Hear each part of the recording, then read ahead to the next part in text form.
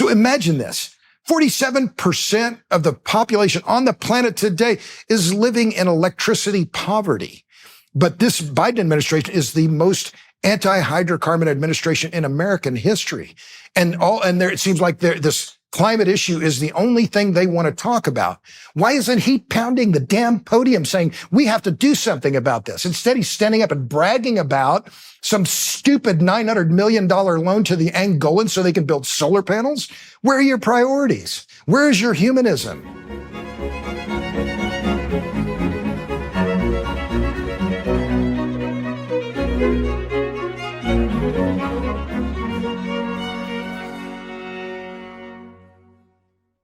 Hello, everyone watching and listening.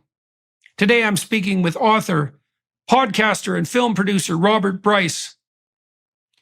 We discuss topics from his latest book, A Question of Power, Electricity and the Wealth of Nations, the current audacity of those pushing the zero emissions, net zero agenda, how those policies really affect the developing world and the poor in the West. Hint, it's not good.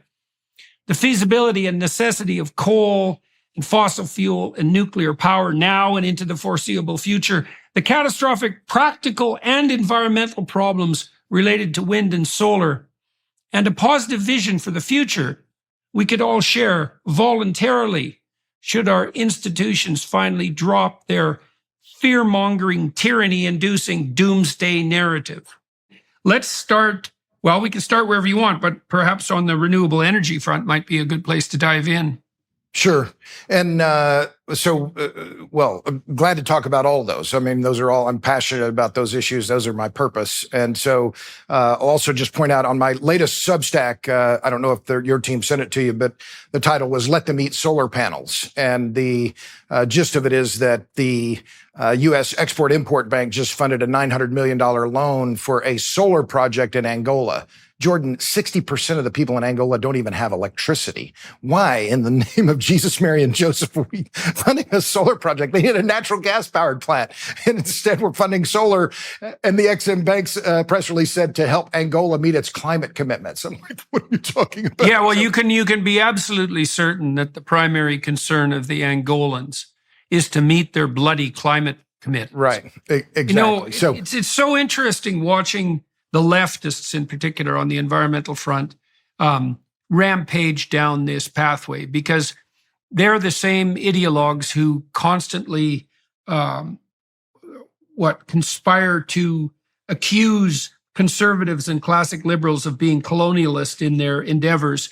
And I've never seen a more colonialist endeavor in my entire life than the attempt to impose climate concerns on the developing world. It is something bloody miraculous to see. To see the leftists sacrifice the poor to their idiot planetary concerns is an absolute bloody nightmare as far as I'm concerned. So this situation in Angola sounds like it's tailor-made for that kind of idiocy. So how is it the case that a solar power plant can become the number one concern on the international development front for Angola? Like, how did we get there? Well, how long do we have to go, Jordan? It's a long history. But this has been something that's been ongoing now for years, where the World Bank and the other multilateral, bilateral lending institutions are refusing to fund any hydrocarbon projects in developing countries. And this latest example is the Angolan story, and President Biden bragged about it during a high dollar fundraiser. He spoke at a high dollar fundraiser for the League of Conservation Voters in early June. And he bragged about this, saying, we're building a huge solar plant in Angola. The average 60% of the people in Angola don't have electricity at all. And you're bragging about in the Export-Import Bank brags in their press release about we're helping Angola meet its climate commitments. I mean, it's crazy town. And this is a country that has an enormous natural gas and oil wealth. They should be allowed to burn those hydrocarbons. This is it's green colonialism, carbon imperialism, green colonialism. There are and numerous leaders, numerous analysts have pointed this out. But I just find it anathema. I mean, electricity is the key to better life for everyone everywhere on the planet. And this is effectively telling the developing countries and one of the most desperately poor countries in Africa, no, you can't burn hydrocarbons. Yeah, yeah. I actually think it's criminal. It's criminal levels of stupidity to do this to the developing world. And so let's go into your background a bit so that everybody who's watching and listening knows a little bit about you. So why don't you run through your biography and tell us all about how long you've been writing and how you've done your investigations? Sure. Well, first things first, I'm a proud father. I'm proudly married to Lauren, my wife. We've been married for 37 years. We have 3 great kids. We're empty nesters, which is a beautiful thing. But we have 3 great kids, Mary, Michael, and Jacob, and they're all thriving. I've been a journalist my whole career. I've never had a real job. I've been a reporter my whole life. I wrote my first book on Enron, which came out in 2002. It's now already 20 years ago. I started my career in newspapering at the Austin Chronicle here in Austin in the late 80s. That one thing led to another, led me into the book business. And my book on Enron was called Pipe Dreams, Greed, Ego, and the Death of Enron. Came out now 20 and a half years ago, and I'm still writing about Enron, in fact, these days. So now 6 books later, my latest is A Question of Power, Electricity and the Wealth of Nations. I've been very fortunate to have the same publisher, Public Affairs, the same editor, Lisa Kaufman, same agent, Dan Green. All have been incredibly supportive and helpful along the way. So I consider myself incredibly fortunate, Jordan, to be able to write about, think about, do a lot of public speaking on energy and power. These are the world's biggest industries, biggest and most important businesses. And particularly now, where there are so many political issues around all of these things and so much focus on climate and renewables and I think there are some positive trends, and I want to talk about those. But I see a lot of bad policy happening, and particularly in Europe and here in the U.S., where Europe has just driven itself into the ditch. But yeah, that's my brief. Oh yeah, and I mean the rest of the world seems hell-bent on copying, let's say, Germany, which has had the most catastrophic energy and environment policies that you could possibly produce, short of shutting down the entire grid, not least because their energy prices are now 5 times what they should be. They shut down their nuclear plants. Their energy provision is now unreliable. They are dependent on Russia and other totalitarian states for their energy provision. Energy is so expensive that electric car manufacturers are moving from Germany to China. Germany is deindustrializing because the energy prices are too high. Plus, and this is the kicker, they're actually polluting more per kilowatt than they were 15 years ago, because since they've shut down their reasonable sources of electricity, including nuclear, which they import anyways from France, they're now turning to burning lignite, for God's sake, which is the dirtiest form of coal. And so, isn't it insane? I mean, you couldn't make it up. I'll give you one. I'll make you even one better. So you mentioned lignite. And the company, it's RWE, if memory serves, right, is the big utility. So they're expanding a lignite mine so they can provide more lignite, which is a low-rank coal, emits more CO2 per kilowatt hour than any other form of power generation. And to expand the lignite mine, Jordan, they took down a wind project. That's just great. I mean, the irony is just remarkable. But to your point, yes, Germany has, more than any other country in Europe, has driven itself into the ditch. They did it to themselves, and they're patting themselves on the back. I mean, none of it makes any sense. It's the response seems to be, well, we didn't do stupid things fast enough. I like that. So let's hurry up. Let's drive ourselves faster into the ditch. But yeah, I mean, the coup de grace was them shutting down their last nuclear plants when they knew they were short natural gas.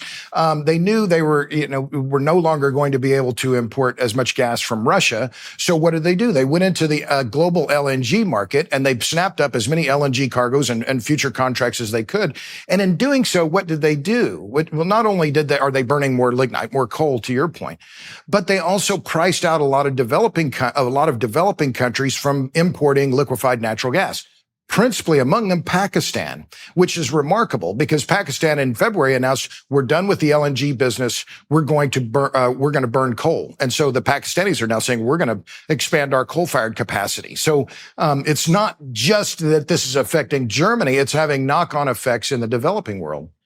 Well, and the German chancellor came over to visit our idiot country, and he asked Trudeau if there was any possibility of increasing liquid natural gas imports from Canada. And of course, Trudeau has done everything he can for the last 10 years to absolutely devastate the Canadian oil and gas industry and to make the export of liquid natural gas impossible. And so Trudeau said, well, we can't make a business case for that, which is exactly the same bloody thing that he said when the Japanese leader came and asked for the same thing. And the reason that he can't make a business case for it is because his government has produced policies that have made the export of Canadian fossil fuel resources, which are among the cleanest in the world, impossible.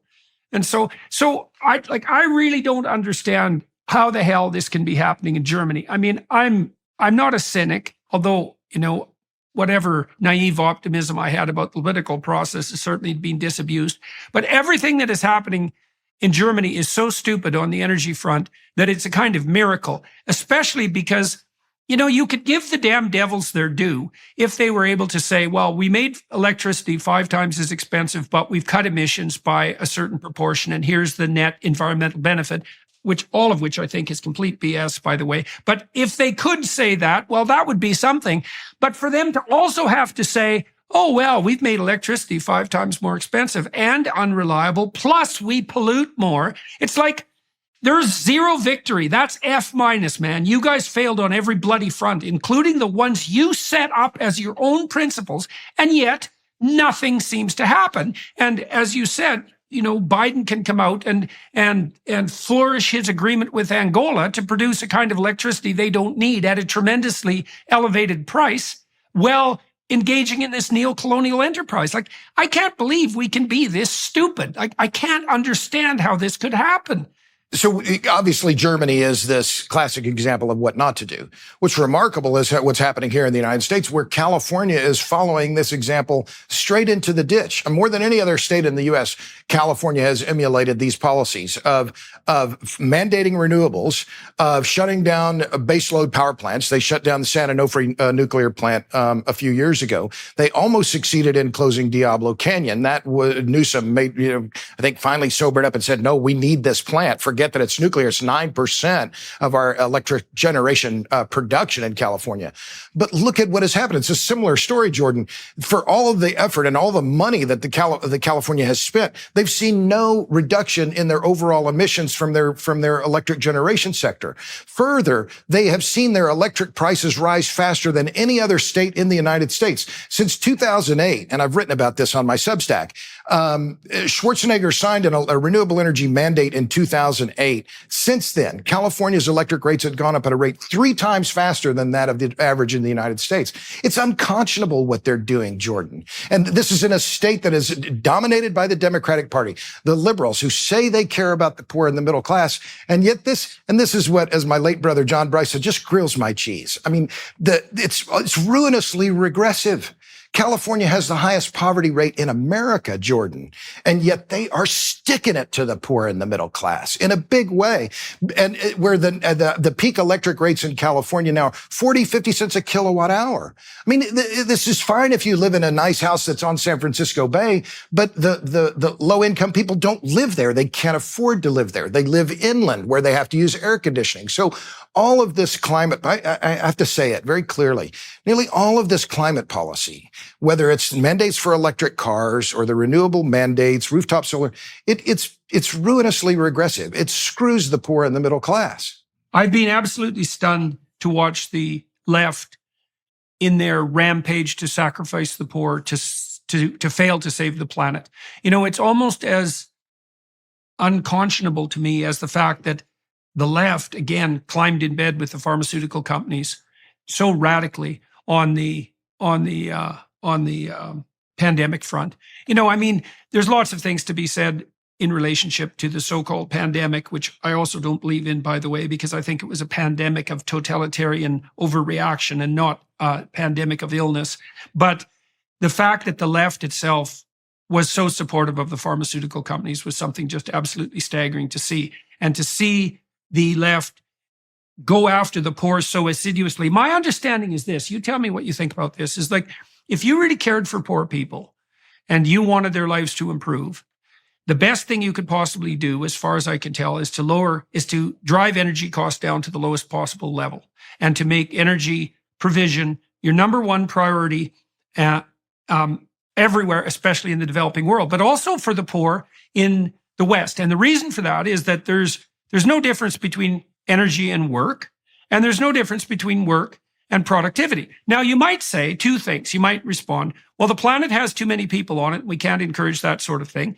And if you make people rich, then the rich people destroy the environment faster. But both of those things are nonsense, because we've seen a massive increase in population over the last 40 years. And all the bloody doomsayers like Paul Ehrlich, who has more sins on his conscience than anyone else I can possibly think of, has said that by the year 2000, we were going to be out of commodities and everybody was going to be starving to death. And we're not out of commodities, and they're a lot cheaper, and we have more food, and people only starve to death for political reasons. And as we've got more people, we've actually got richer. So that's all bloody, complete, backwards nonsense. And then not only that, is that the data that I've looked at, and I've looked at it with Bjorn Lomborg, or through his eyes, is that if you can get people in the developing world up to about $5,000 a year in gross domestic product on average, they start taking a long-term view of the future and start becoming concerned about local environmental issues, and will take that burden onto themselves, so that top-down, centralist, globalist utopians don't have to enforce all this idiocy on them. So, like, am I missing something here? You know, have I gone down some bloody right-wing rabbit hole, or is this just the stark truth? So I think the key for me, Jordan, in all of this discussion is electricity availability. And this is, yes, energy in general matters, but more specifically, it's electricity. And let me get on one point that I think is critical when we talk about compassion, we talk about humanism, because my favorite line these days is energy realism is energy humanism. And when we're going to be realistic about energy, and we're going to be energy humanists, we have to look at the lens of energy and energy availability in particular, and how it affects women and girls. Electricity frees women and girls from the pump, the stove, and the wash tub. You remember, the New Dealers here in the U.S., when they wanted to bring electricity to rural areas, many of these politicians, George Norris from Nebraska, Sam Rayburn from Texas, Lyndon Johnson from Texas, they had seen their mothers wash clothes by hand. They wanted them to be liberated from the wash tub. They'd seen this kind of backbreaking labor. And this is the key. There's something like, who's the Swedish demographer? He recently died. He estimated there were 5 billion people in the world today walking around in clothes that have been washed by hand. Well, that means Rosen? Yes. What's his first name? Hans Roslings, forgive me. Hans Rosling, yes. Hans Rosling. Brilliant. He did man. that. Yes, a brilliant. Brilliant. He did that amazing video. I think he gave a TED talk where he was talking about his grandmother, and his folks had bought a washing machine. His grandmother came over when first time they used the washing machine, and she wanted to start it, right? Because it was a miracle to her. He said that, in fact. He said, the washing machine to my grandmother was a miracle. So when we think about electricity and energy availability, this is the key for women and girls. Because if they don't have it, they are effectively slaves to the household chores. And so Hans Rosling's point, 5 billion people in the world today are walking around in clothes that have been washed by hand. That means there are 2.5 billion women and girls who are washing those clothes by hand. And every minute, every hour, every day that they're washing clothes by hand, they're not in the library, they're not in school, they're not able to get a job outside the home. So there is this. Right. They're also not contributing their brain power to the rest of us. You know, exactly.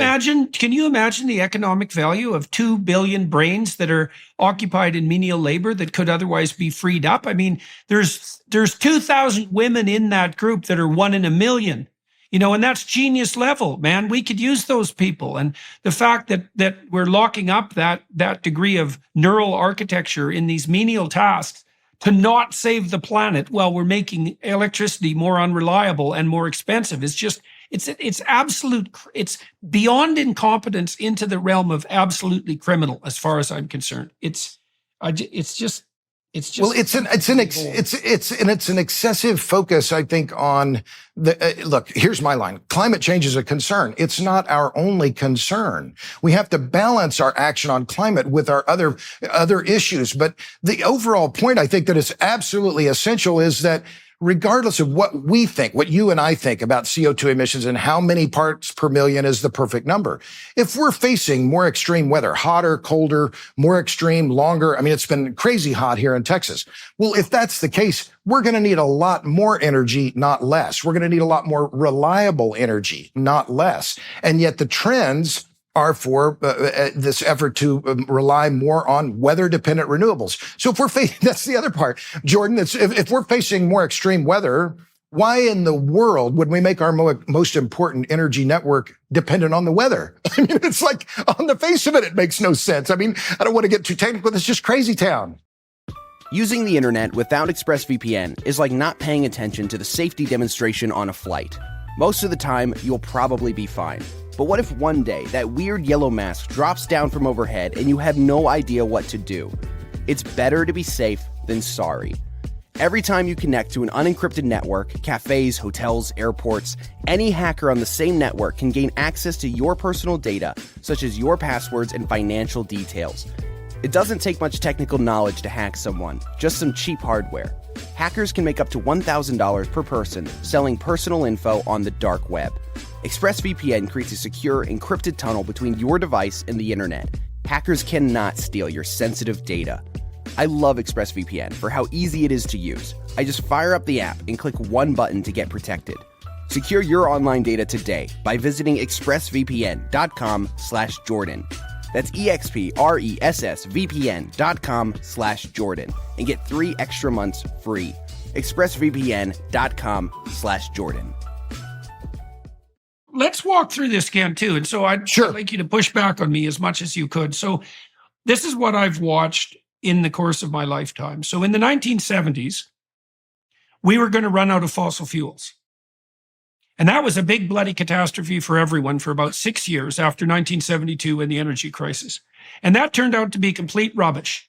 We're not running out of fossil fuels, and we won't. Partly, I mean, I think it was Exxon 2 weeks ago announced that they had a new fracturing technology that could double the known store of fossil fuels in the US, which is like, should have been front page headline news everywhere because, oh my God, we have twice as many fossil fuels as we thought. And so isn't that really something?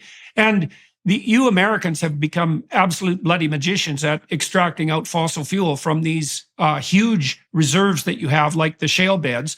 And it's not going to run out. And that's partly because as the price goes up, people's incentives to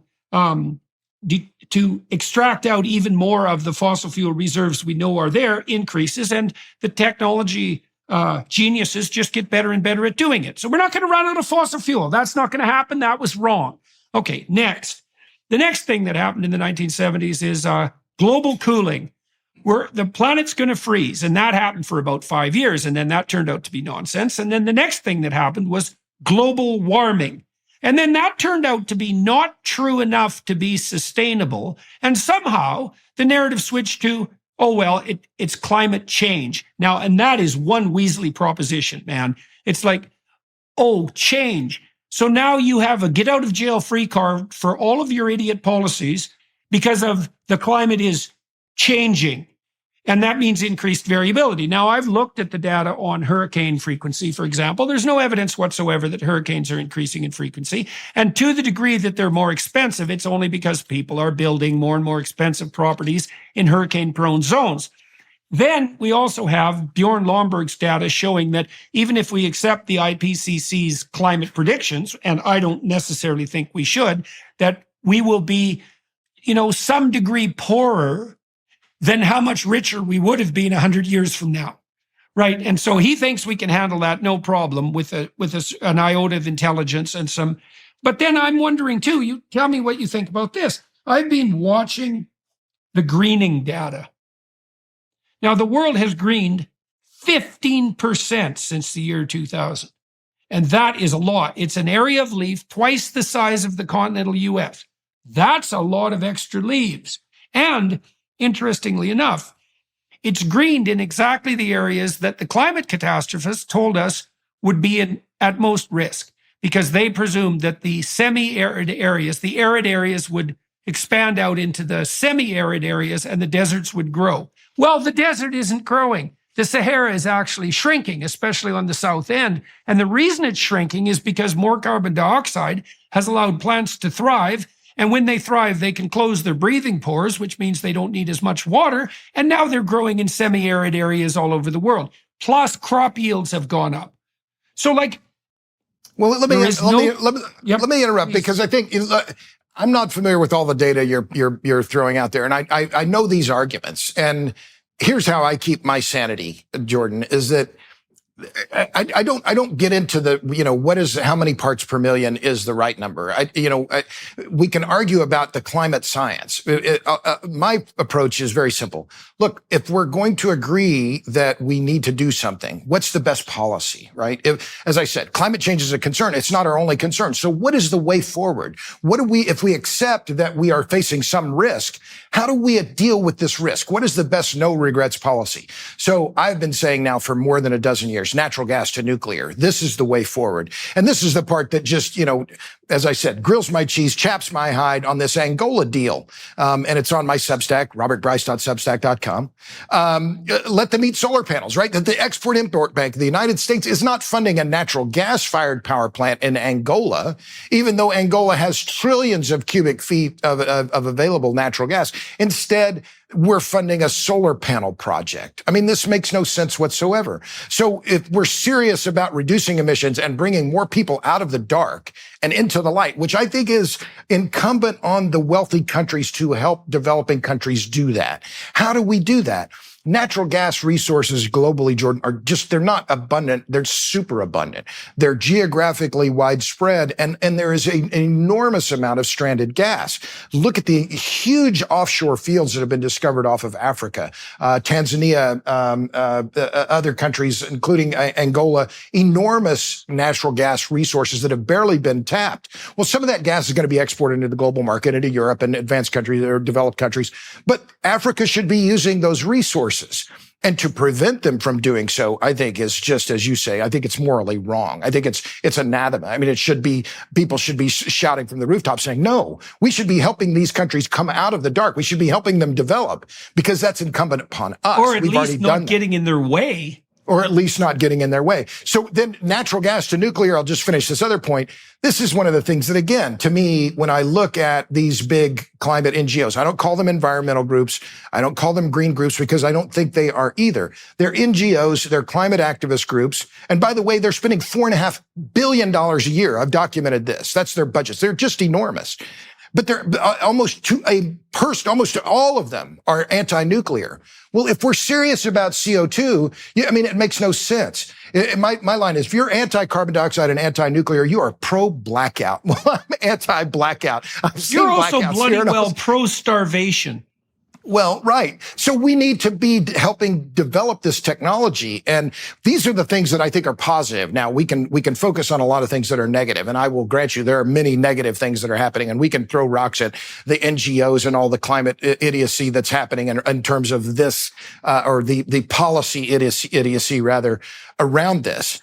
But what we're seeing in the wake of the Russia-Ukraine war that I think is really encouraging, Jordan, is a move toward nuclear. Romania, one of the countries, France, Finland just opened Akaluto. Sweden just said we're bagging our renewable push. We're going to build nuclear plants. Just yesterday, it was June 29th, EDF group in France said we're going to build 2 more nuclear reactors. The U.S., tremendous amount of momentum and money behind new nuclear. Now, there are a lot of friction points, including fuel availability, because the Russians are producing 46%, I think over 40% of the global uranium enrichment market is in Russia. Saskatchewan has the biggest uranium reserves in the world, and they're bloody untouched. And in our idiot country, we have all these fossil fuel reserves, but we have tremendous stores of nuclear fuel as well, of uranium. And Canada actually has good nuclear technology. The CANDU reactor is a good reactor. And Canada is another good story. And I'm working on a new documentary. It's going to be out this fall. It's called Juice, Power, Politics, and the Grid. And one of the people we're featuring is one of your Canadian colleagues, Chris Kiefer. He's done a remarkable job in this revitalization of the Canadian nuclear sector, that you're going to rebuild some of your CANDU reactors. You're building an SMR, I think, at Darlington with a BRX 300. So I won't say it's all due to Dr. Kiefer, and he's a remarkable story by himself. He's an I emergency. should have him as a podcast guest, eh? Oh, Maybe you should put us in touch. Would you put us in touch? Absolutely.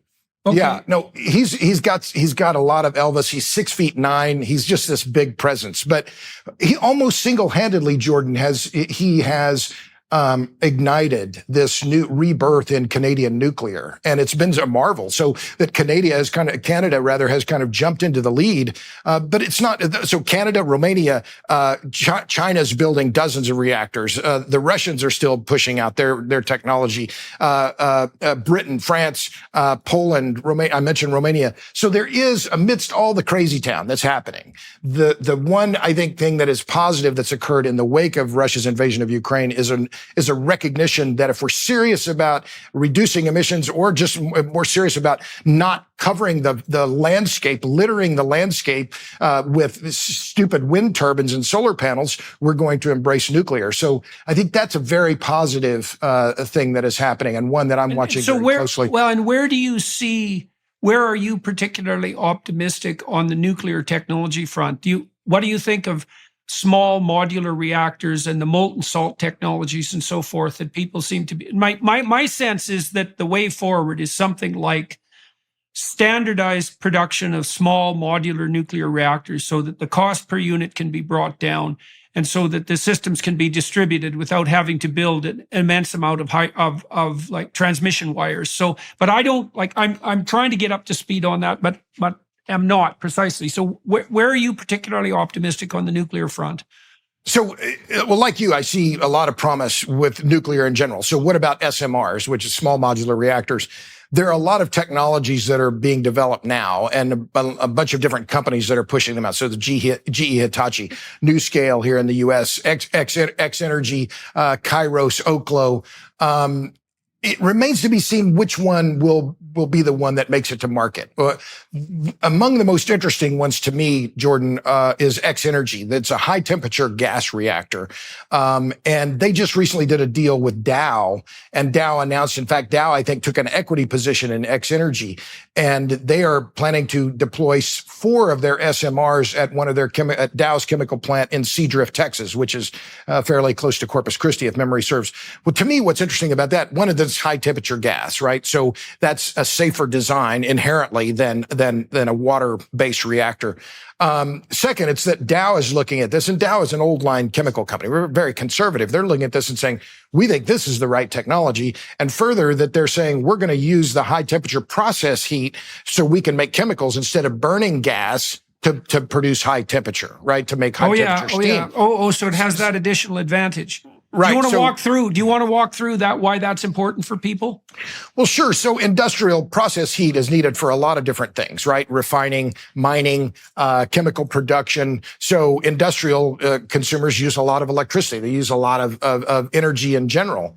So if you have a source of high temperature heat, then you could produce high temperature steam and then use that for your processing of whatever it is that you're doing. So for Dow to make this deal with X Energy, I think is indicative of where the market, the industrial consumers are seeing things, how they see the market moving, right? And so that's quite intriguing. I also think Rolls-Royce might be an interesting play, and Britain now, is their technology the right one? We don't know yet. I think we're kind of in I'd compare it maybe to the early days of video. Is it going to be VHS or is it going to be Betamax, right? Is it, and which one will prevail? But I think your general idea that we should have 1 or 2 designs is the right one, right? That is why France was so successful in deploying nuclear, right? They picked one nuclear reactor design and then they just stamped them out so that any engineer from any nuclear plant in France can go work at another plant because all the instrumentation, all this equipment is the same. I didn't know this until I went to Paris a few years ago, and I was talking to a nuclear engineer in France, and he said at 3 Mile Island, which of course is a nuclear plant where we had an accident here in the US, there were 2 reactors, but the 2 reactors had 2 different control rooms because they were built by 2 different companies. Well, that makes no sense at all, right? So if we're going to see a new renaissance of nuclear there are a lot of friction points, and I'll talk about those in a minute, but we're going to have to speed up the regulatory regime. And that means the Nuclear Regulatory Commission here in the U.S. We've had some U.S. companies domicile in Canada because they think it's what will be easier path to licensure if they start in Canada and then come back to the U.S. The Europeans are going to have a different type of licensing procedures than the U.S., but the NRC is a big roadblock. The other is the fuel part. So this is where I think the friction parts are. And I want to be very sober about this, Jordan, because I was in Japan earlier this year. I was very fortunate. I'm very lucky in my career to be able to travel and see things. And I went to Fukushima Daiichi, and it was an indelible experience for me. I've been pro-nuclear for more than a decade, but seeing the ruined reactors at Fukushima Daiichi and hearing the people from Tokyo Electric Power Company talk about how they're taking the reactors apart slowly and the process that they're going through and what they're doing, and then seeing what is actually happening in Japan as well. TEPCO is building a coal-fired power plant on Tokyo Bay. Right? The Japanese are embracing energy realism. The home of the Kyoto Protocol, they're not aiming at net zero. We met with top government officials. We met with top industry officials. I said, so what about your carbon emissions? They said, yeah, we're not really going to pursue those. We're pursuing energy security first. And I had one guy just say very clearly, look, we live in a bad neighborhood. We got the Russians over there, the Chinese over there, the North Koreans over there. We are going to take care of our energy security first. So I think Japan, more than any other country in my recent experience, is an indicator of how energy realism and energy security is trumping concerns about climate change. And I think rightly so. The Japanese are nothing if not practical. So they're building 1.3 gigawatt coal-fired power plant on Tokyo Bay. They're also building another 500 megawatts ultra supercritical coal-fired power plant. Forgot where that one is. And another 5 gigawatts of gas-fired capacity. So they're slowly reopening their nuclear reactors, but they're also being very clear-eyed.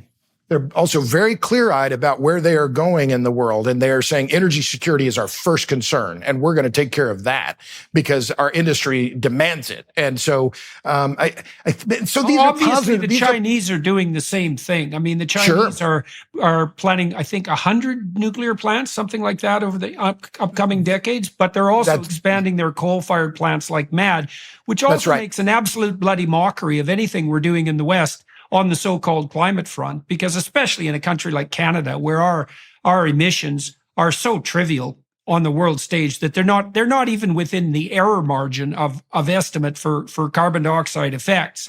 And China, that's a critical point that I think that, I've heard other people say this, is not original to me, but the emissions from the West in many ways don't matter anymore because the story is in places like Vietnam, Bangladesh, Pakistan, India, China.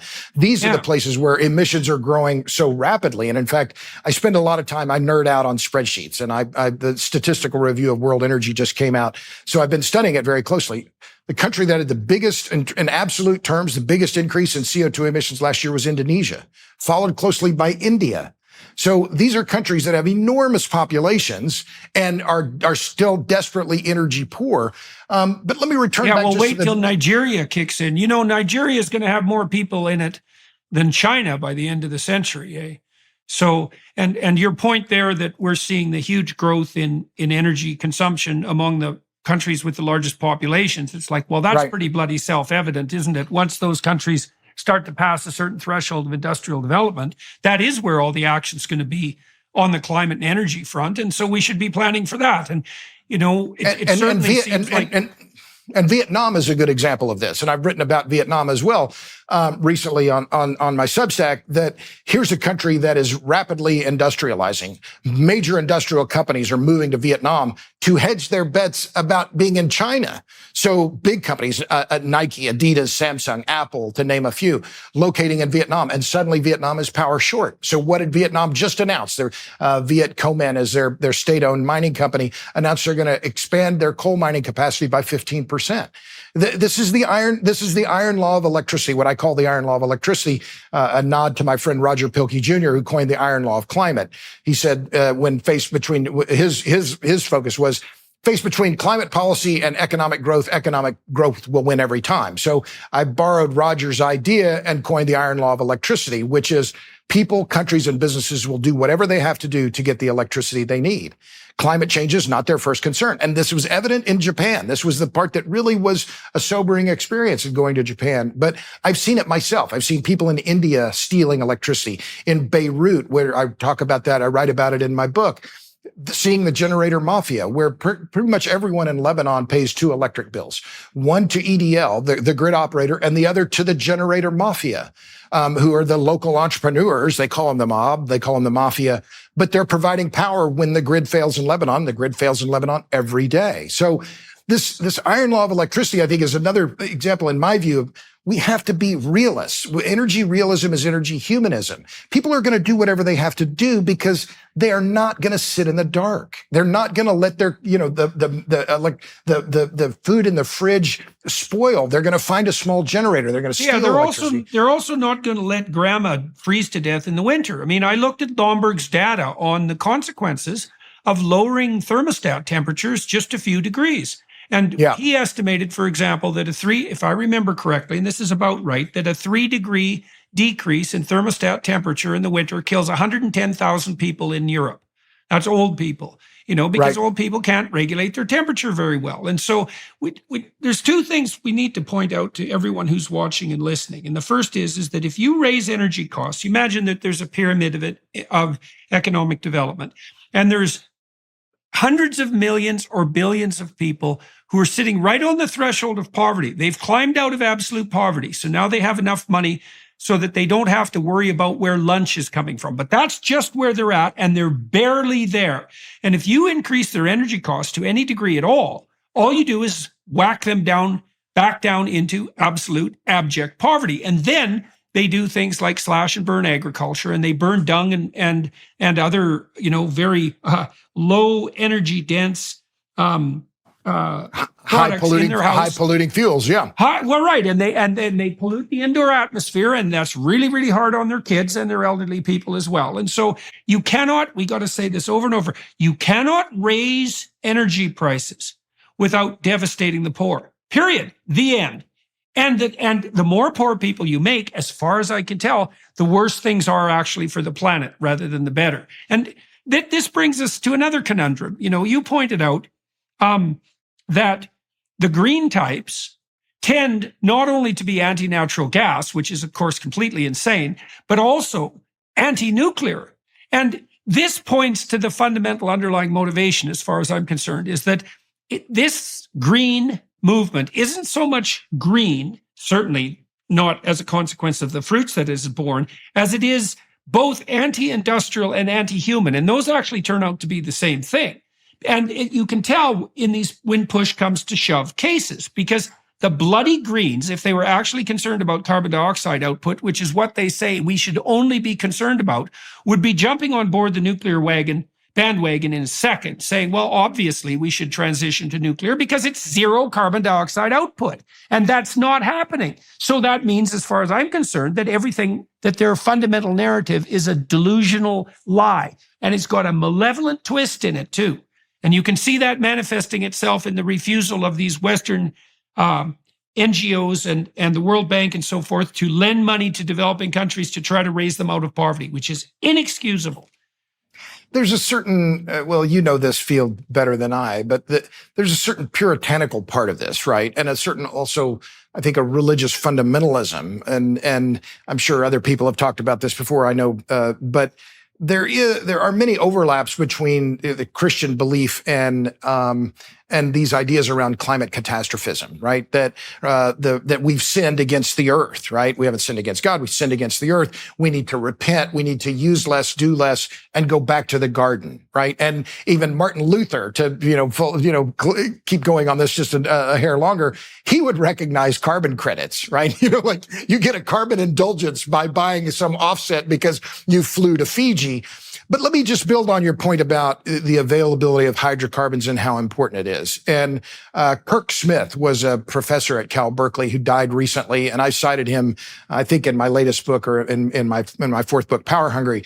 But he documented and was among the first researchers to document the effects of indoor air pollution on women and girls. And, I was interviewing a climate activist yesterday. And by the way, I don't call it green energy. I don't call them green. I call them climate activists. I don't call it green energy. I don't call it clean energy. I called it alt energy, right? Because I don't think it's green. I don't think it's clean.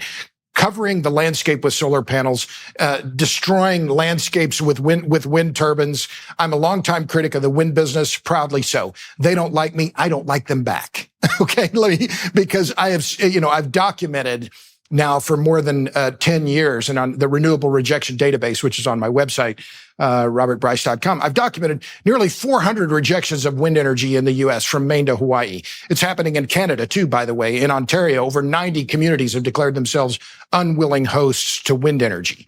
Now, you don't read about this in the New York Times because it doesn't fit the narrative, but I digress. So back to the point about hydrocarbons and Kirk Smith. Indoor air pollution is one of the leading killers of women and girls in developing countries. Kirk Smith and the WHO, I think the World Health Organization, documented something like 3 or 4 million women and girls a year are dying premature deaths because of indoor air pollution, because they're cooking with dung or wheat straw in their homes. And Kirk Smith made this point. They need LPG. They need butane. They need propane. They need clean. Forget electricity for just a minute. Let's replace those low density fuels and low density, high polluting fuels with hydrocarbons. That's a step change in their standards of living. And so, I'm with you in terms of kind of your broader points here. We need more energy, not less. I'll stop here because I could go on. I'm just pound the table here, but expensive energy is the enemy of the poor. And I remember very vividly, I live in Austin, which is, of course, I used to have friends here. It's a liberal hub, right? But a friend of mine, a former acquaintance of mine, he was pounding the table, oh, energy's too cheap. And I thought, okay, here you are, you vacation and you fly around the world, you go somewhere here, there, and everywhere. You're rich and you're telling me energy is too cheap. I don't see it that way. And I haven't talked to him in a long time because of that, because I just thought, you don't understand what you're talking about. Expensive energy is the enemy of the poor. And yet so many of these policies, both in the developed countries and the developing countries, are aimed at, by these bilateral, multilateral lenders, by policymakers at the state level and federal level, are creating policies that make energy more expensive. And I just think that's just fundamentally wrong. Energy means life, and the absence of energy is death, to quote my friend Doomberg.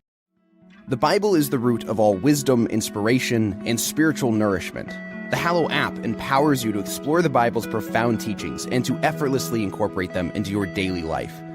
A great place to start while you deepen your understanding of the Bible is to check out Father Mike Schmitz's Bible in a Year, available on the Hallow app for brief daily readings and reflections. Here you can dive into an extensive library of Bible reading plans, accompanied by insightful reflections and audio-guided meditations. Whether you're a seasoned Bible reader or just starting your journey, Hallow provides a platform for you to engage with Scripture like never before. Studying the Bible's literary brilliance has influenced countless writers, poets, and artists throughout history. By studying the Bible yourself, you'll gain a deeper appreciation for the power of storytelling, symbolism, and metaphor, enriching your understanding of literature across different genres. The Hallow app also helps you connect with a community of like-minded individuals, sharing experiences, insights, and encouragement along the path to spiritual growth. Download the app for free at hallow.com/Jordan. You can set reminders and track your progress along the way. Enrich your education and nurture your mind and soul today. Download the Hallow app at hallow.com/Jordan. That's hallow.com/Jordan. hallow.com/Jordan for an exclusive 3-month free trial of all 6,000 plus prayers and meditations. I started to take this whole domain of trouble particularly seriously when watching what was happening in Europe and starting to understand that the West, in its delusions of repentance, would sacrifice hundreds of millions of people and literally sacrifice them on the altar of Gaia to not save the planet, while virtue is signaling about how the industrial enterprise was unethical. despite benefiting from every single one of the gains that the Industrial Revolution has produced and being 100% absolutely unwilling to give up any of it at all whatsoever under any circumstances for ourselves. Like, there's no excuse for any of that. Now, my understanding is this, is that there's a pretty clear developmental pathway to cleaner and more reliable energy in the long run. It's something like, well, you start at the very lowest rung with dung and with wheat straw and with those things and with wood, scrap wood, so forth, that can be burned, that's there in the local environment. And it's low energy dense, it's expensive, it runs out easily, it's unreliable, it's polluting. You move from that to coal.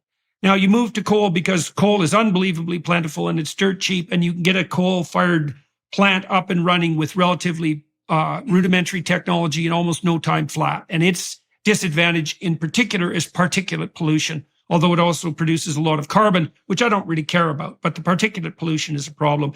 You move from that to oil or natural gas, and you move from that to nuclear. Like, do we know this or not? Is this just like, can we rest assured that this is a reasonable developmental pathway and one that we should be pursuing?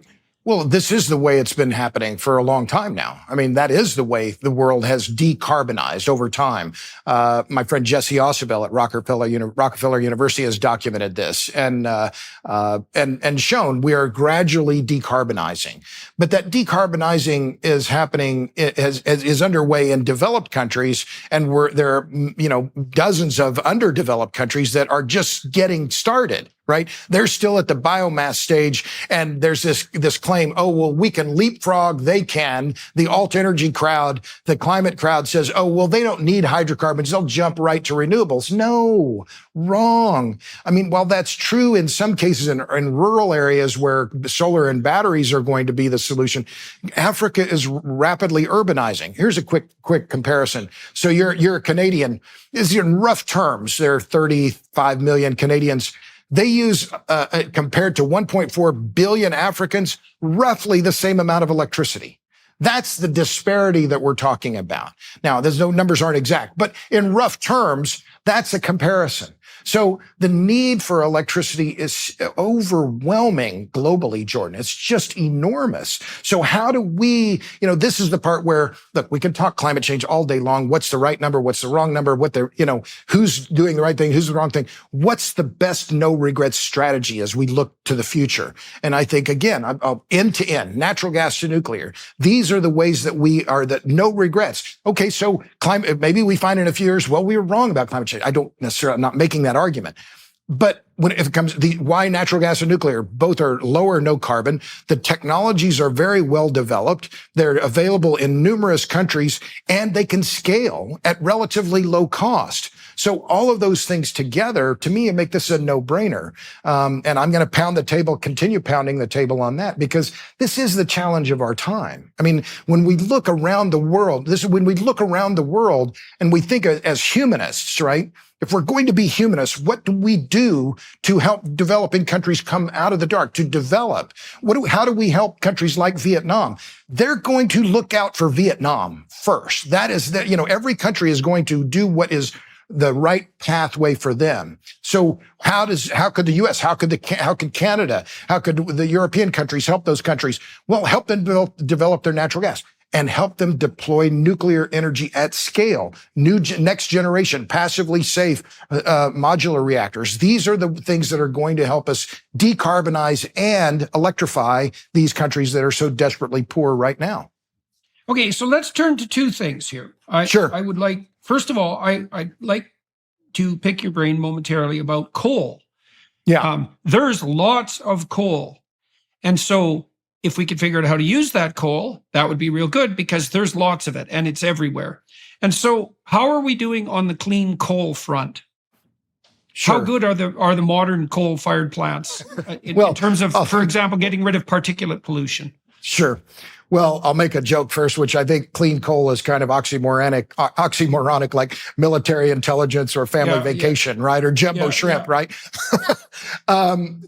You can make cleaner coal. And so I mentioned Japan earlier. they're building new coal-fired power plants. What are they doing? They're using ultra supercritical technology, which is the highest level of combustion. You wring more watt hours for every kilogram of coal that you burn.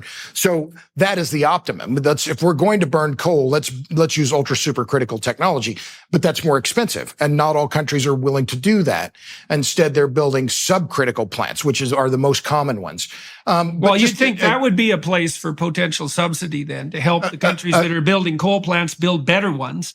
Absolutely. If we cared, which we don't. But I think it's important to put it in historical context. So I've written about the history. This is one of the points I make in A Question of Power is, when you look at Edison in 1882, well, he used coal on the Pearl Street station in Lower Manhattan. He burned coal, right? Well, we're still now 141 years later, coal globally still has 35% of the global electric sector market, right? So, and you mentioned China before. Global Energy Monitor, which is clearly an anti-coal group, in February put out a report. Last year, China permitted 2 new coal plants a week. Right. So India is building new coal plants. Bangladesh, Vietnam, numerous other countries. Indonesia had, as I mentioned before, has the highest or biggest increase in CO2 emissions last year of any country in the world. Why? Because they rapidly expanded their coal fleet. So coal is here to stay. For decades to come. That is a fact. These plants that are being built now are going to continue running. So, America is, cheering on the closure of our coal plants. Well, I think that's probably problematic in terms of reliability, but that's a different discussion. But so coal is geographically widespread. It's relatively cheap and it's super abundant. So that is why so many countries means if we close all the bloody coal plants in the West, it also means that we won't be able to put our technological prowess to work to make the coal plants cleaner. And it also means it'll knock us out of the international market for the development of coal-fired plants, which, as you pointed out, is going to be a growth industry for, into the foreseeable future. So that seems like a stupid idea to me, all things considered. I don't know necessarily about that, because there are a lot of companies that have that kind of technology that can deploy it, the Japanese, the Malaysians, the Chinese. But I think the key here is just to think about, it's a global story, right? And if we're going to, it's not Texas warming. It's not Canada warming or America warming. It's global warming. It's global climate change. If we're going to deal with this, we have to have some sensibility about the world as a collection of nations that want to try and address this. Well, what is going to be the way what is the way forward then? It's going to be to make cleaner electricity cheaper. And I think that means natural gas and nuclear. Well, we could run around panicking about the sky falling, even though it isn't. And we could lie constantly about net zero and make everyone poor. And we could hurt the hell out of the third world while not doing anything on the climate front instead, which seems to be what we're doing. These net zero advocates, first of all, that entire terminology just grates on me. It's like net zero is a cliche, not a policy, and zero anything is impossible, because we're not going to get to zero carbon output, obviously, ever, and we shouldn't even aim at that because it's stupid.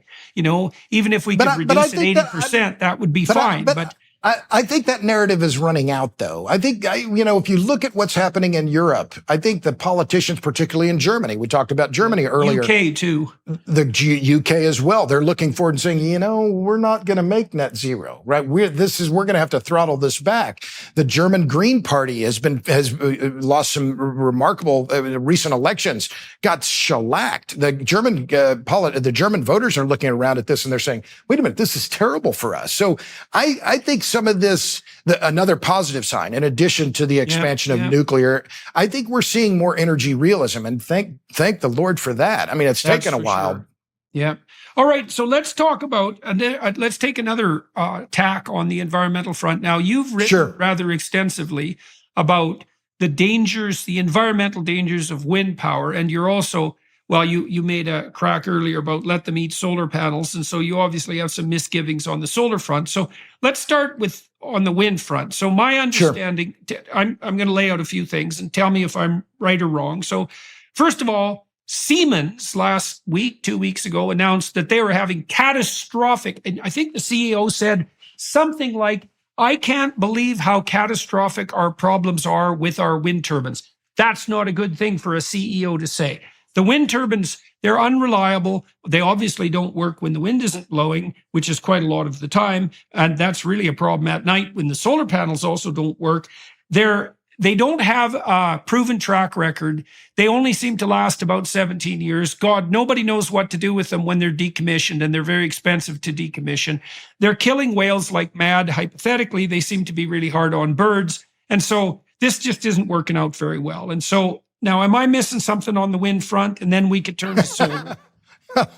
No, I think you hit pretty well all of the issues here. Let's set whales aside. Let's set the wildlife issues aside. I'm an avid bird watcher, and this again is one area that just absolutely it's unbelievable to me, that the wind industry gets a pass when it comes to killing some of our most iconic wildlife, including bald and golden eagles. But set that aside for a minute. Let's talk about just basic physics. So one of the key ways, or the essential keys to understanding our energy and power systems, is to look at the physics metric of power density. So we want high power density. That's one reason why I'm so pro-nuclear. Super high power density. We're talking 2,000 watts per square meter, roughly. So energy is the ability to do work. Power is the rate at which work gets done. Or I'm sorry, energy is the ability to do work. That's right. Power is the rate at which work gets done. We measure power in watts. So we want high watts per square meter. Nuclear. Okay, can you explain that a bit more? Walk everybody through what energy density means, because it's a sophisticated concept, and it is. People need to understand it. And to be clear, it's power density. So what is power? It's a measure of energy flow. It's measured in watts. So you have different kinds of power density, and power is a measure of energy flow. Okay. So you can have barrels of oil in the ground are energy. Barrels per day are power. Energy is worthless unless we can make it flow. And the more we can make it flow, the better. So we want more power flow, which is watts.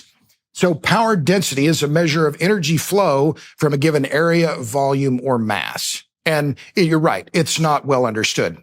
Fairly simple in physics terms, but it's essential to understand it because power density determines the shape of our energy and power systems everywhere, always, all the time, period. Okay, so we want high power density sources. Ethanol is extraordinarily low because it relies on photosynthesis, about 1/10 of a watt per square meter.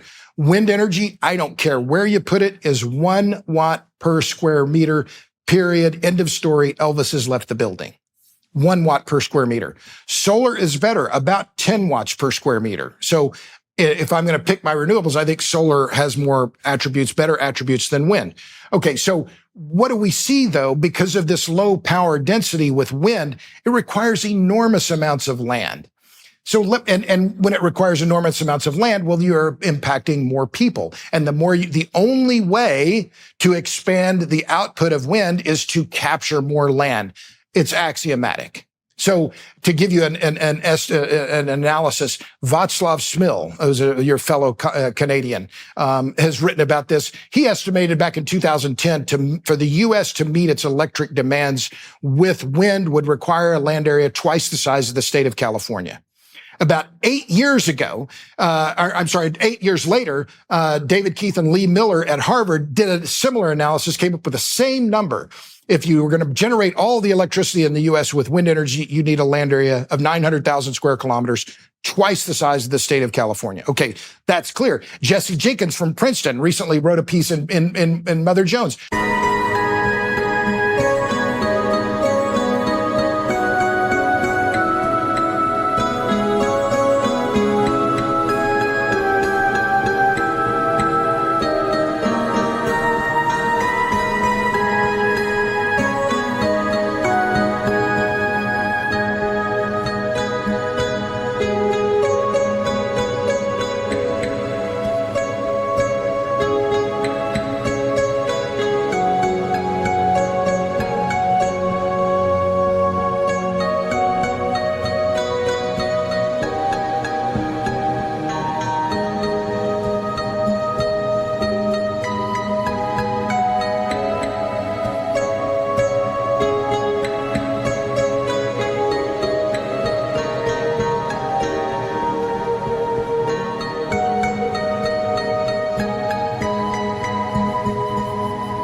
Again, saying that the footprint of wind energy is massive. Well, this is a problem, Jordan. I spend a lot of time in rural America, and I travel, I meet these people. Some of them become my friends. They're rural landowners, rural farmers, rural ranchers saying, we don't want 600-foot high wind turbines in our neighborhood. We don't want to look at red blinking lights all night, every night for the rest of our lives. These wind projects, despite all these claims from the wind business, they hurt property values and they produce enormous amounts of noise pollution, which is bad for human health. It disrupts sleep. This has been proven again. So these are polluting machines. They're visually polluting. They're blights on the landscape. They hurt human health. They hurt property values. And none of this matters to the Sierra Clubbers or these alt energy crowd because climate change, right? They're like these totems, these climate change scarecrows. That's what I call them, right? That they're somehow going to solve climate change. No, they're not. They're only being deployed because of the tax credits, which are enormously lucrative for the companies that are doing this. So just another quick point. This tax credit, pursuit of the tax credits, what I call subsidy mining, is what's driving this deployment of solar and wind, but particularly the wind business. So look at what happened in Madison County, Iowa. I wrote about this. It was in Forbes some time ago, but Mid-American Energy is a subsidiary of Berkshire Hathaway, owned by or controlled by Warren Buffett, who in 2014 said the only reason to build wind turbines is to get the tax credits. Okay, back to Madison County. Berkshire Hathaway, or Mid-American, wanted to build a wind project in Madison County. Madison County passes an ordinance saying we don't, no more wind projects. The ordinance said banned new wind projects. They got sued by Mid-American Energy. Imagine if Chevron or Exxon did that. It would be front page news in the New York Times, and instead, crickets. No reporting on this at all. If the oil and gas industry was acting as aggressively as the wind industry has against rural Americans, and in fact, in NextEra Energy sued one of your fellow Canadians, Esther Reitman, filed a slap suit against her in Canadian court because she was opposing one of their wind projects and called NextEra Next Error on her website. They sued her in federal court. They put a slap suit on her. The slap suits were designed to stop people from being intimidated by large organizations. That was the bloody plan there. Right. So imagine if the oil industry did that. But here is an American company suing a Canadian court. I mean, the way these companies have acted in terms of corporate responsibility, it's just crazy. I mean, it's just in this pursuit of subsidies, what they've done from a corporate responsibility standpoint, it's just like if the oil and gas industry acted this way, they would be pilloried. And yet, because it's alt energy, they get a free pass. In a world filled with uncertainties, it's crucial to be ready for whatever comes your way. Whether it's a natural disaster, a sudden emergency, or unforeseen circumstances, having a reliable food storage system can provide you with peace of mind and the assurance that you and your loved ones will be well taken care of. Right now, My Patriot Supply is offering major savings on their 4-week emergency food kit to help you stay prepared for anything. Go to preparewithpeterson.com and grab this special price before it ends. Your 4-week emergency food kit provides over 2,000 calories each day for optimal strength and energy in stressful situations. You can enjoy a wide variety of My Patriot Supply and can even customize your supply. They offer an ultimate breakfast kit, a mega protein kit with real meat, and even a gluten-free kit. The best part is each meal is delicious and has a shelf life of 25 years. Don't wait for disaster to strike before taking action. Invest in your safety and well-being by securing your food storage today. Go to preparewithpeterson.com and get major savings on your 4-week emergency supply kit. Go to preparewithpeterson.com right now. That's preparewithpeterson.com. And so what's happening on the bird front as far as you're concerned with regards to windmills? I'm an avid bird watcher and have been for more than 30 years. In 1990, I can pull the story up. In fact, I wrote a piece for the Christian Science Monitor back then about bird kills in open oil pits in West Texas and New Mexico and for violations of the Migratory Bird Treaty Act. And at that time, the Fish and Wildlife Service estimated that the oil and gas industry, through their own negligence, was killing about 600,000 migratory birds a year. The Fish and Wildlife Service and the Department of Justice brought something like 200 cases against the oil and gas industry, prosecuted them, rightly so. And the oil and gas industry, to their credit, cleaned it up. They put nets over their pits. They closed their pits. Today, the wind industry is killing at least that many birds, probably more. We don't know.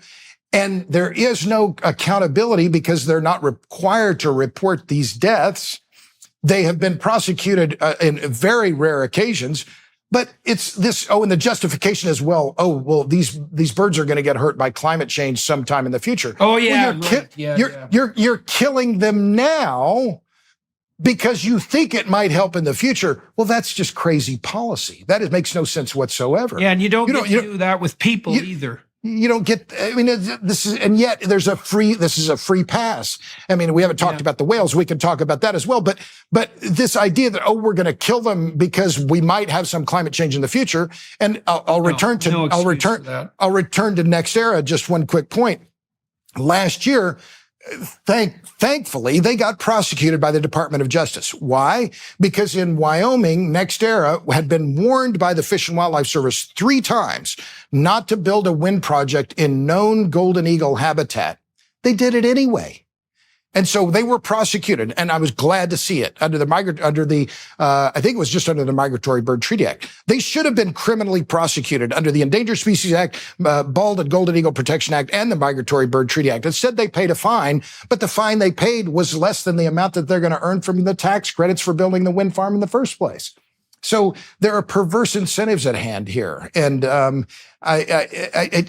words fail me because I care about wildlife, but I think this is the death of environmentalism.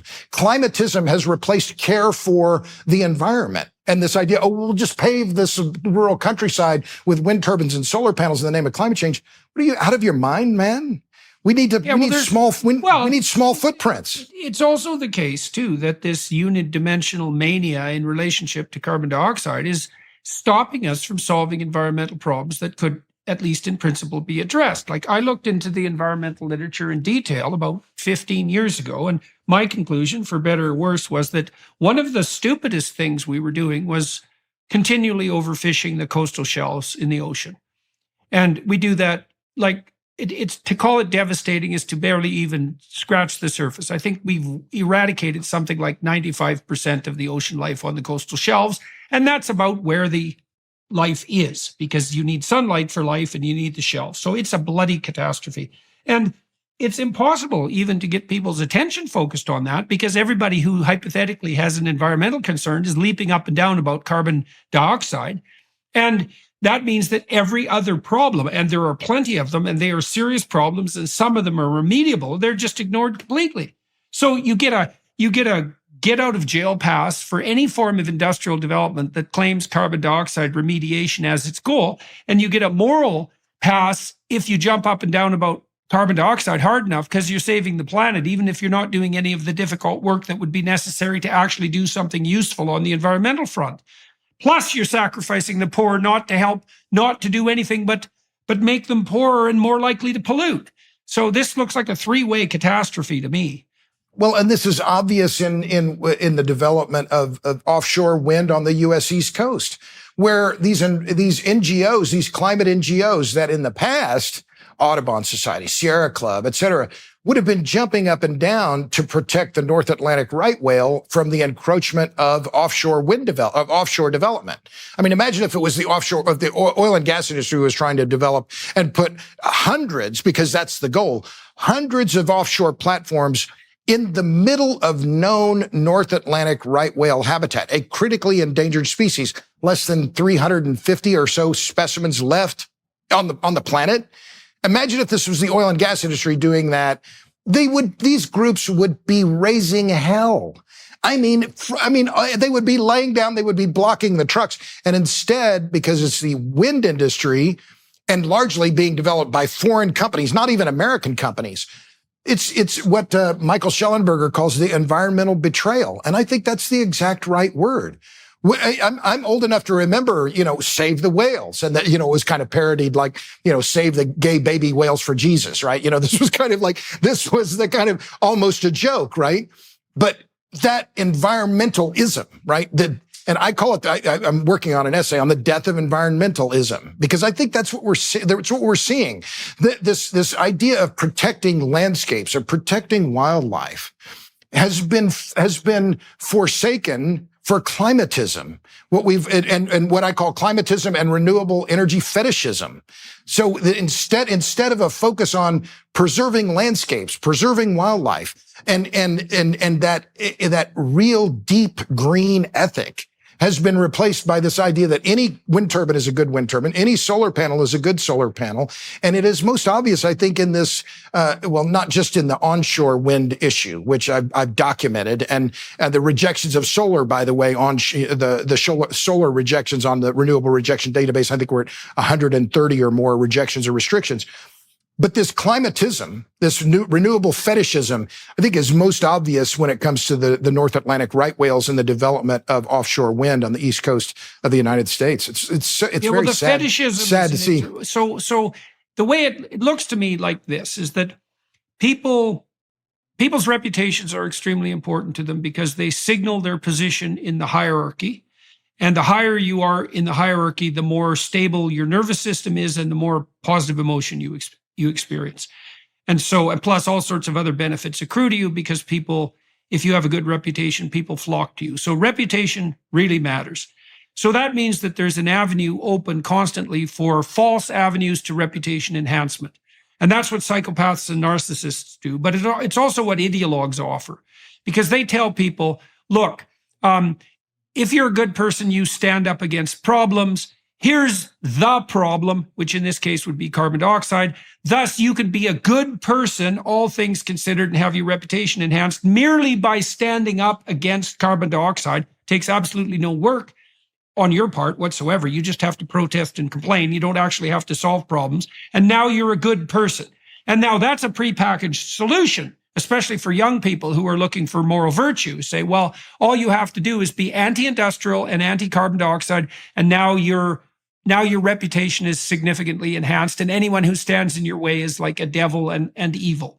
And so that's the religious nexus that we're dealing with here. And the problem with that is, as you're pointing out, is that, well, first of all, it's really hard on the poor. And second, it sacrifices all the real problems to this pseudo-problem solution or pseudo-problem, pseudo-solutions. And so now destructive. And so now the solution is to go throw some soup on some paintings in the museum. Yeah, right. Right. Which is like, oh, I'm going to protest by being a vandal. I mean, and so yes, right. By destroying. Yeah, exactly. Well, that signals that opposition to the colonial industrial enterprise or whatever the hell it is. But there's a certain pathetic aspect to that. I mean, it's they're these kids. I call them. I'm going to be 63 here pretty soon, and I look at them and I think, what are you doing? I mean, what is your hope for the future? Have you no idea how privileged you are living where you live? Have you no sense of yourself in the world relative to the rest of the planet? Because we mentioned, I think, before we started recording, but I'm happy. I'm working on a piece for the Alliance for Responsible Citizenship, which you're helping found, and I've written a long paper and on electricity availability in the developing world, and I've documented. I went through using data, the latest data from our world in data. There are 3.7 billion people in the world today, almost half of the world population right now, that live in places where electricity consumption is 1,200 kilowatt hours or less per capita per year. That's about the same, 1,200 kilowatt hours, about the same amount of electricity that's consumed by a large kitchen refrigerator in the United States. So imagine this. 47% of the population on the planet today is living in electricity poverty. And we're complaining because our electricity isn't, from alt energy or something. I mean, there's a certain, I think Michael Schellenberger calls it this kind of nihilistic narcissism or so. I'm not sure exactly how he describes it, but there's something about this only presentism, right? That we only have right now, and there's no history, there's no future, but there's no sense of how we in the West are. I mean, I sometimes pinch myself. I mean, just how lucky I am, and not just in my career and my family, married to a wonderful woman, got great kids, but in terms of energy and energy availability, and then yet all what we're hearing and what is dominating this administration. And I say this is not a partisan. I'm not a Democrat. I'm not a Republican. I am disgusted. But this Biden administration is the most anti-hydrocarbon administration in American history. And there, it seems like this climate issue is the only thing they want to talk about when, an existential threat. And I'm thinking, existential threat? 100,000 Americans died last year of opioid overdoses. My son, Jacob, is 23. Within the last 2 months, 2 people that he knew, two kids, 2 boys that he knows, I say young men, died of opioid overdoses here in Austin. That's a public health crisis. And yet, where has the Biden administration been on fentanyl? Where are they on opioids? Why isn't he pounding the damn podium saying, we have to do something about this? Instead, he's standing up and bragging about some stupid $900 million loan to the Angolans so they can build solar panels. Where are your priorities? Where is your humanism? I mean, I get worked up about this. This is part of the reason. Well, this is part. Okay, so on the ARC front, the Alliance for Responsible Citizenship, I mean, we're trying to do a couple of things. First of all, we are working diligently with Bjorn Lomborg, who's on board with the project, because I think of all the people that I've met, his ability to prioritize is unparalleled. And he's done very careful empirical work showing what our priorities should be. Now, it turns out to be complicated, and it's not you get to be a good person if you shake your protest sign up and down. It's a lot more complicated than that. But we're also concerned, you said there's something pathetic about watching these young people, for example, glue themselves to paintings. And I think that's where pathetic degenerates into outright criminal, by the way. But I take your point with regards to pathetic. I mean, part of the problem with classic liberals and the conservative types is that they haven't been able to get forward a narrative that's compelling on the genuine moral advance front, right? And that's what we're trying to do with the ARC, is we'd like to say, well, why don't we envision a future that we could all get on board with voluntarily without fear and compulsion and tyranny? And that would be something like, well, what would it look like? Well, how about we take those 47% of people that you just described who are barely bloody well scraping by and get energy to them so that they can stop scrabbling around in the dirt and can start contributing their brain power to the collective human enterprise? How about we make that a bloody priority?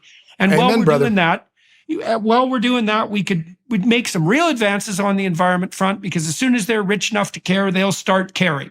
And that's, I mean, even China is greener than it was 20 years ago. You know that? And it's partly because as China has gotten rich, people have started to care a little bit about their local environment. And we could really, places like India are almost at that threshold now where they're going to start to really care. And the story could be, instead of, oh my God, it's an apocalyptic nightmare and everyone's going to die and we should only have 500 million people on the planet, and I don't know how the hell we're going to get rid of the other 7.5 billion, but we'll figure out some way. We could say, no, more people, like Musk has been saying, more people, the better, because we can convert all that to brain power. And if we were ethical and we had a clue, we could have a future that everybody could be proud of, where no one is starving, where there's a world of abundance, where everybody has opportunity. And that would be a lot better than this bloody apocalyptic nightmare that justifies increasing top-down tyrannical pressure. It's not a good idea. And energy has to be one of those most fundamental building blocks. And I'm completely on board with that, because, as I say, energy realism is energy humanism. We have to be realistic about the limits of these renewables, right? And my friend Jesse Oswell, I mentioned before, he said, he says, wind and solar may be renewable, they are not green. And I think that's just a great way to think about them. Yes, they're renewable, but just because they're renewable doesn't mean they're green. What example? I could pound the table on this one, Jordan, because it does just get me riled up. Please do. I was in Wisconsin. I had an event at the University of Wisconsin-Oshkosh a few weeks ago, and I flew into Milwaukee. And I'd been contacted. People from rural America contact me all the time and asking me to, help them find a lawyer, or help them, publicize their fight against a renewable project. Well, John Barnes is a resident of Christiana, Wisconsin, a little town of 1,800. It's about an hour west of Milwaukee. So I got in the rental car. I drove straight there. I met him. I met the town supervisor, Mark Cook. And a woman who was there, whose name escapes me at the moment.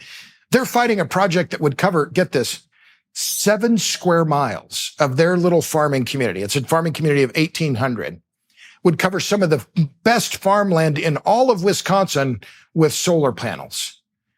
It's some of the best farmland in Wisconsin, some of the best farmland in the world.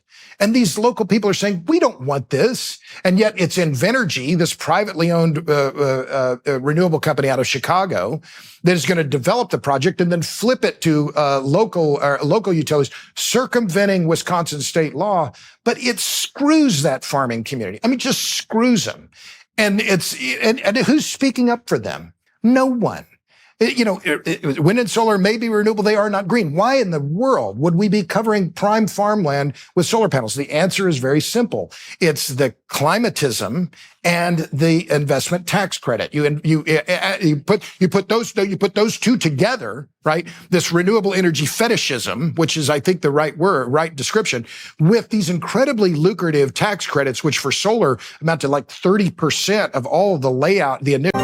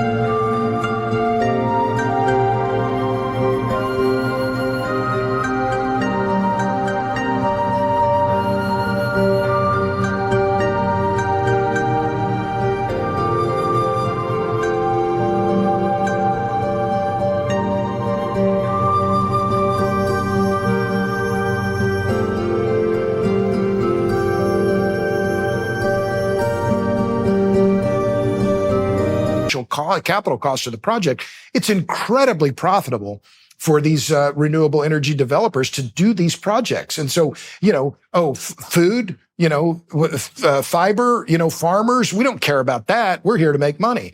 And these are little, not little farms, but they're growing corn and soybeans. They're rural farmers who are just getting by.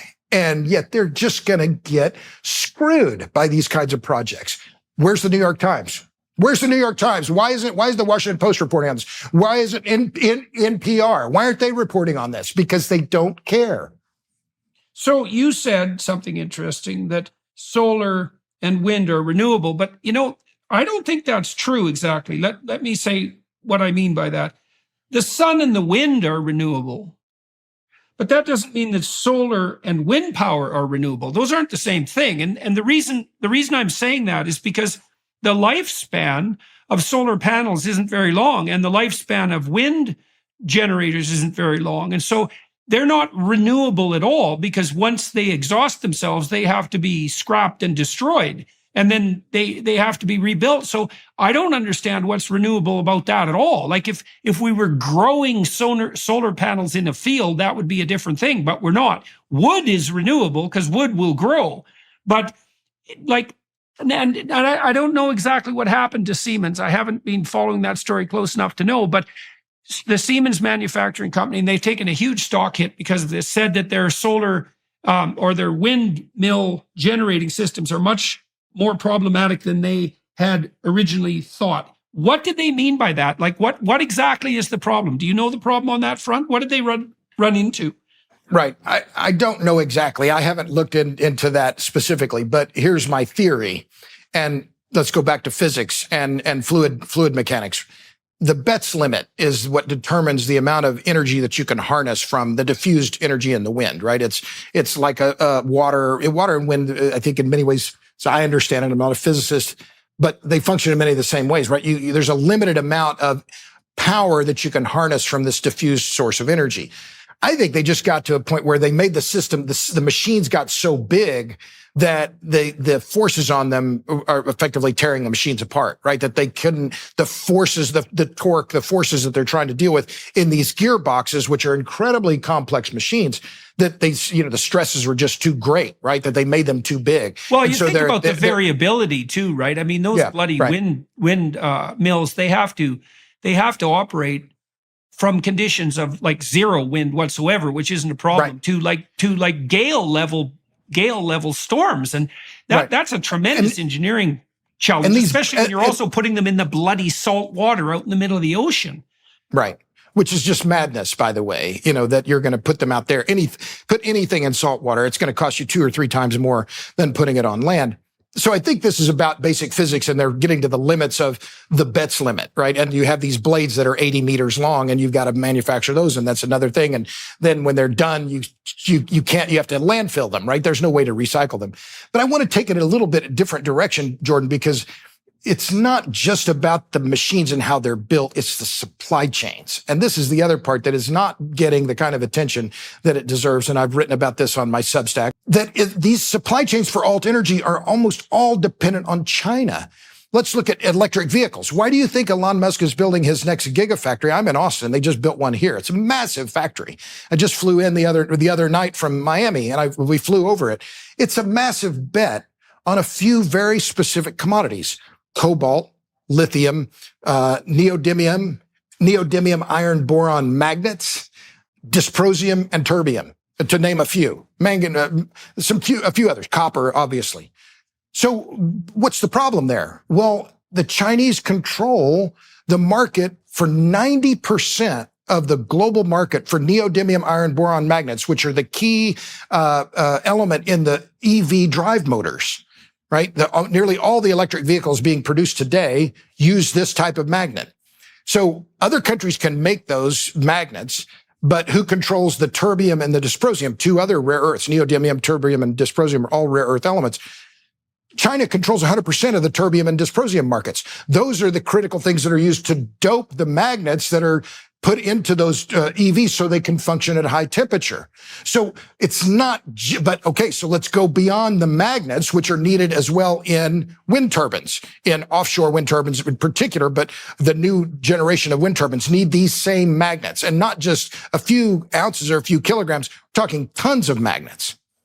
China controls the market completely. What about the other things that we need? Graphite for batteries, copper for the material intensity of electric vehicles is far greater than that for internal combustion engines. So where do all these supply chains lead? To China. I'm not a China basher. China's going to take care of China. But why, in the name of Peter, Paul, and Mary, now would the United States be staking its future economy on the Chinese supply chains? It doesn't make any sense whatsoever. I mean, and for the U.S. to try and reshore all of those technologies, including rare earth element refining and processing, copper mining and processing, and we could talk about uranium as well. There are all these supply chains that figure into the big picture here that are just like there's a lot of hand waving. Oh, well, we'll just keep importing it. Again, who are you? Where is the strategery here? Where is the long-term thinking about our strategic vulnerabilities? And I don't see any of that. And it's very worrisome. That's the problem with doing things in an idiot, fear-based panic, is that these are very, very complex problems. Right. And the supply chain problem is an invisible part of that. And if we did repatriate those industries that you described, well, that would mean a lot more mines. And it isn't obvious at all in today's regulatory environment that that's even vaguely possible. Plus, it's not like there's not an environmental cost to, let's say, copper mining. So the notion that this is somehow green in some obvious way is it's not a tenable notion at all. And then you add that supply chain vulnerability to that, and that could be, well, that's obviously unwise to say the least.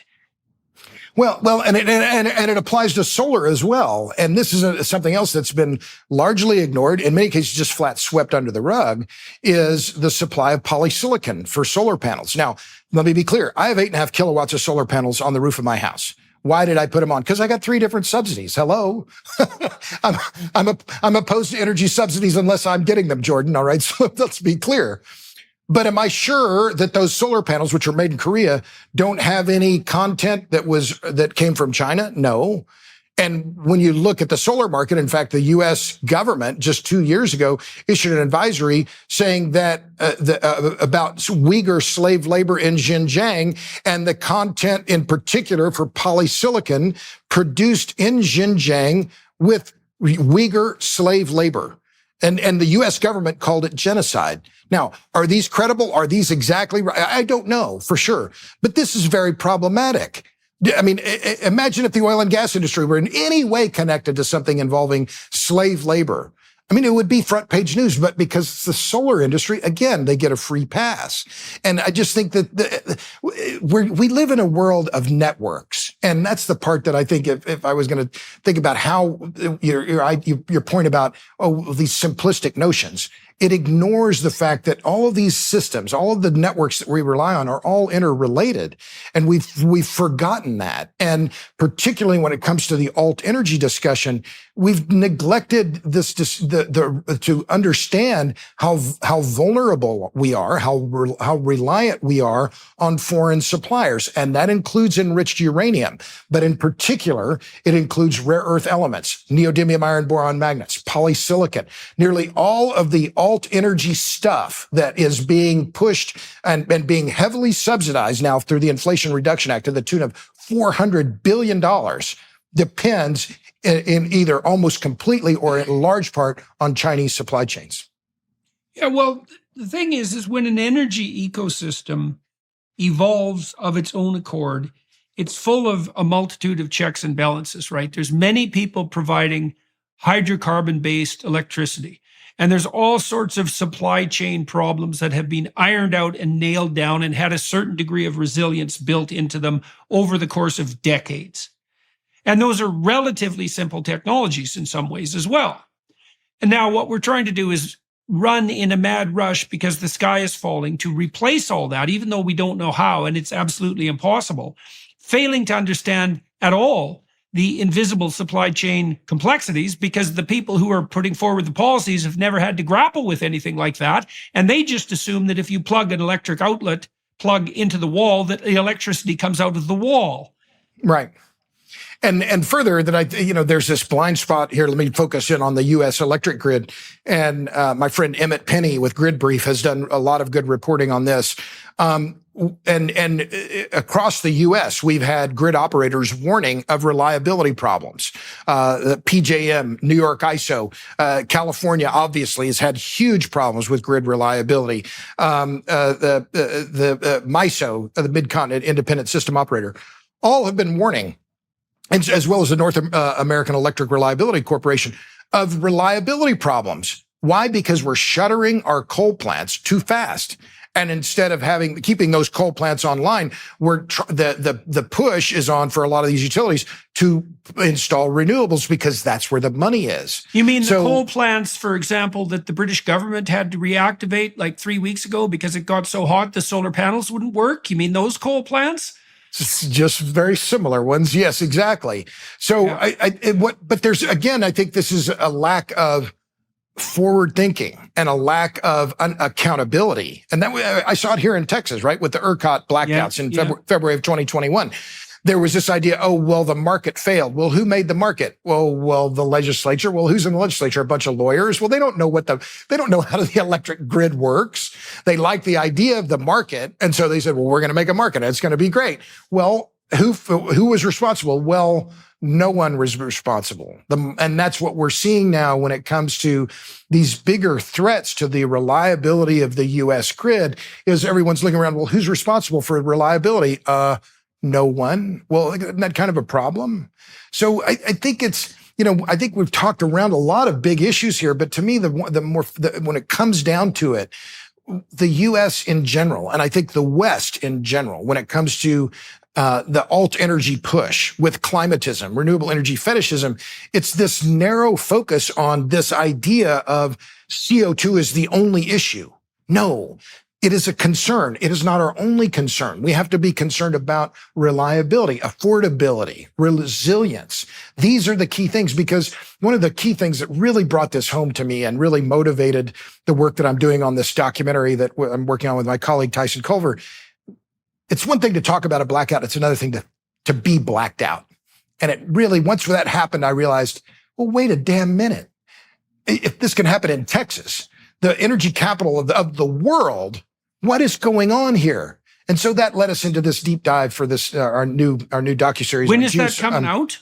It'll be out this fall. We haven't made the announcement yet, but it's Juice, Power, Politics, and the Grid. And I'm very proud of it. When that comes out, just before that comes out, why don't we do another podcast, and you can provide us with some video footage as well that we could incorporate into the podcast to advertise it in a manner that is as effective as I can manage, because this is a crucial issue. You know, in this ARC enterprise, we have 6 domains of focus, let's say, and one is energy, and one is environment. There's 4 others. Yeah, but right. we understand, I think, as much as we possibly can, that the issue here, as you pointed out, is affordability, let's say, and reliability. And we want to take those words apart momentarily. Maybe we can do that to close this program off.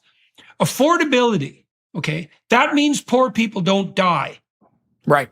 Right? That's what affordability means. It doesn't mean that, you know, reasonably well-off people can save a few dollars on their energy bill, because the people who are most hit hardest by far by any increase in energy costs are the people who are barely clinging to the bottom of the economic hierarchy. And there's billions of people like that. And they can easily be knocked back down into absolute privation. And this idiot moralizing in the West is exactly doing that. And it's hurting poor people like mad in the West as well. So it's not just in the developing world. Right. And reliability, it's like, well, reliability means that your food doesn't rot in your refrigerator. How about that? Or in the supermarkets, right? And reliability means that your power's there when you're on the bloody operating room table and you need everything to work 100% of the time, which is what we've managed, right? We have this miraculous bloody industrial state where people are working flat out 100% of the time to make sure everything works 100% of the time. And we've managed that. And we're doing everything we can now to compromise that in the name of a false and potentially genocidal moral virtue. It's absolutely appalling. You said a lot there. I'll reply this way, which is, if your energy isn't reliable, it's not affordable. And that is the key here. Right. Yeah, well, you talked about those countries that are turning to the mafia, so to speak, to supply backup energy. Well, obviously that's going to happen. Everybody will have a bloody diesel generator in their backyard if we make the grid unreliable. And I don't think that'll be that good for the planet. Well, and so, you know, to build on that point, if your electricity isn't reliable, it's not affordable. So that's what I saw in Lebanon with the generator mafia, where the grid fails every day. And so people, they have the generator, they have to pay 2 electric bills, one to EDL, Electricité du Liban, and one to the generator mafia. And in some cases, they're almost the same cost, right? Or look at here in the US. What's been one of the best stocks in the United States over the last few years? Generac. The company that builds standby generators, right? Well, why is their stock booming? Because everyone looks at the grid and we're seeing increasing numbers of blackouts across the country. So people are acting in a rational way and they're buying Generacs. Well, who can afford Generacs? It's the same people who can afford electric vehicles. The average household income for the average Generac buyer is around $130,000, $140,000. That's twice the U.S. average. So here are people who are, you know, I'm do okay. I'm not rich man, but you know, if I wanted a Generac, I could afford one, I suppose. But if your electricity isn't reliable, then it's not affordable. And if it's not reliable, you buy a Generac because you know that it's going to go off. So I've seen it myself after a hurricane in Louisiana. People like get a small generator and they're putting gasoline in it because they can't, you know, we met one guy at the gas station because he's buying gasoline so his mom can sleep at night with an air conditioner, right? In Houma, Louisiana. We talked to this guy. So if it's not reliable, you're going to have to spend enormous amounts of money to make it reliable. So these things go hand in hand, but I'm so pleased that, you know, I was honored, flattered to be asked to, you know, participate in the ARC project, because electricity is fundamental. And it is at a humanist standpoint to say, this is the critical form of energy that we crave as humans. And it's critical because it makes us more human. Electricity our bodies are electric, where our entire systems are electric. And the creation of the electric grid is one of the greatest engineering feats in human history. And it has changed humanity like no other form of energy ever has. And if we're going to be humanists, and I will stand on that pulpit all day long, we're going to be humanists, we need to bring more electricity to more people, and in particular to women and girls, because they're half of humanity, and electricity that frees. is an excellent place to end. Absolutely, man. Absolutely. There is no bloody way that you can be pro-poor. And, often the most vulnerable people on the poor front are obviously women and children. There is no way you can be pro-poor and anti-energy. Those two things do not go together, not in the least. So yeah, it's unconscionable. And one of the things we really do want to do with the ARC, and we're very happy to have you on board and to have your help in this regard, is to push constantly to drive energy prices down and to climb up that hierarchy we talked about, right? From biodegradable fuel sources to coal to hydrocarbons, past hydrocarbons, hopefully up into nuclear, with renewables in there wherever they can pull their own goddamn economic weight, without a variety of market distorting idiot subsidies that are causing all sorts of counterproductive activity. So anyways, good talking to you. Amen to that one, Jordan. All right. So good talking to you, and to everyone watching and listening, thank you for your time and attention. These things, especially for you young people who are listening, you guys got to think this through, because this is the world that's being created now. And you could have a world of, continual abundance and reliability, which is kind of what we've had for the last 50 years, miraculously enough. Or you could wander down this demented pseudo-moral route and break everything while making the planet worse. And those are basically the options that are open to you. And so, it was good to talk to Robert today. He's got some intelligent things to say on the energy and environment front, and as a man who's also concerned with environmental considerations. And so, it's good to think this through and to eschew the cheap moralizing and to work forward into a future where we are doing what we can to supply energy to poor people, because that's the best possible thing we could manage, at least on the practical front. So thank you very much for talking to me today, sir. Let's have another podcast when you get this documentary up and ready. That would be a very good thing. We'll see you in London at the end of October. Obviously, I'm looking forward to reading your report, the one that's been commissioned for the Alliance for Responsible Citizenship. And so until then, we'll turn now over to the Daily Wire side. I'm going to talk to Robert for another half an hour, a little bit about, a little more personal issues. I'm interested in how his calling to the energy environment nexus came about, and to delve a little bit more into his motivations for devoting his life to that. So join us on the Daily Wire Plus front if you're inclined. The folks there could use the support anyways at the moment, especially because we're under, pretty heavy assault by the YouTube types at the moment. So the invisible YouTube background censors. You bet, Robert. Thank you very much. Thanks a lot, Jordan. It was a privilege.